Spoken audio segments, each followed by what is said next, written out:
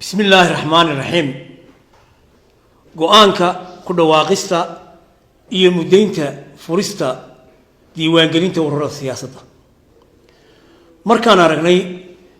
dastuurka jamhuuriyadda Soomaaliland qodobka 9aad faqradiisa koowaad oo jideynaya nidaamka siyaasadeed ee jamhuuriyadda Soomaaliland waxaa saldhig u ah nabad tala wadaag dimuqraadiyad iyo hanaanka xisbiyada badan markaan aragnay dastuurka jamhuuriyadda Soomaaliland isla qodobka 9aad faqradiisa 3aad oo jideynaysa in xeer gaar ah habayn doono qaabka loo furan karo xisbi siyaasi ah markaan aragnay dastuurka jamhuuriyadda Soomaaliland qodobka 22aad faqradiisa koowaad oo jideynaysa muwaadin kasta wuxuu xaq u leeyahay inuu ka qayb galo hawlaha siyaasadeed dhaqaale bulsho iyo hidaha si waafaqsan xeerarka iyo dastuurka jamhuuriyadda Soomaaliland markaan aragnay dastuurka jamhuuriyadda Soomaaliland isla qodobka 22aad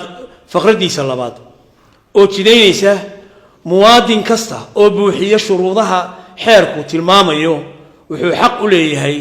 in la doorto waxna uu doorto markaan aragnay dastuurka jamhuuriyadda Soomaaliland qodobka 23aad faqradiisa 3aad oo jideynaysa waxay muwaadiniintu xor u yihiin inay isu habeeyaan ururo siyaasadeed markaan aragnay go'aanka maxkamadda dastuuriga ah ee ku taariikhaysan 16 bishii koobaad 2022 tixraaciisuna yahay MSD DDL 01 2022 kuna saabsanaa furashada ururada siyaasadda markaan aragnay xeer lambar 14/2012 oo ah xeerka nidaamka ururada iyo axsaabta qaranka ahna xeerka u gaarka ah nidaamka diiwaangelinta ururada iyo axsaabta qaranka oo uu tilmaamayo dastuurka jamhuuriyadda Soomaaliland qodobkiisa 3aad ee aynu hore u soo aragnay xeerkan oo si toos ah u tilmaamaya muddada liisanka ee axsaabta qaranku ku eg tahay 10 sanadood waajibinayana in diiwaangelinta ururada siyaasadda la furo 6 bilood ka hor maalinta dhamaadka liisamada axsaabta qaranka markaan aragnay xeer lambar 14/2012 qodobkiisa 4aad faqradiisa koowaad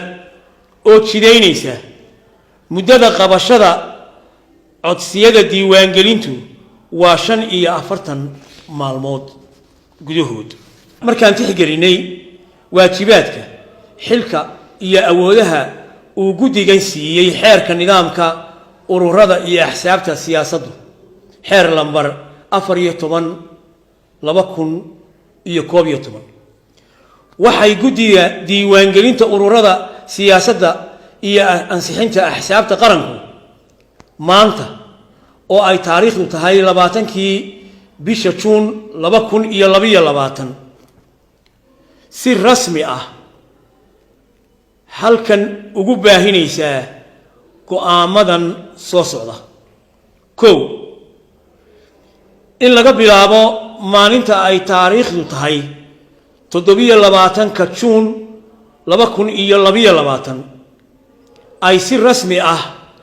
u furan tahay diiwaangelinta ururada siyaasadda ee jamhuuriyadda Soomaaliland 2 in muddada diiwaangelinta ururada siyaasaddu tahay 45 maalmood gudahood oo ka bilaabmaysa 27 Juun 2022 maalmaha shaqaduna yihiin sabti ilaa khamiis saacadaha shaqaduna yihiin 8 subaxnimo ilaa 12 duhurnimo 3 in laga bilaabo 27 Juun 2022 ururada danaynaya inay isu diiwaangeliyaan ururo siyaasadeed ahaan ay xarunta guud ee guddigan ay diyaar ku yihiin foomka rasmiga ah ee diiwaangelinta ururada siyaasadda iyo hagaha diiwaangelinta ururada siyaasadda. 4 in wixii xog dheeraad ah ee daneeyayaasha ururada siyaasaddu u baahan yihiin ay kala xidhiidhi karaan guddi hoosaadka diiwaangelinta ee guddiga diiwaangelinta ururada siyaasadda oo ugu diyaar ah xarunta guud ee guddiga. وبالله التوفيق والسلام عليكم ورحمة الله وبركاته.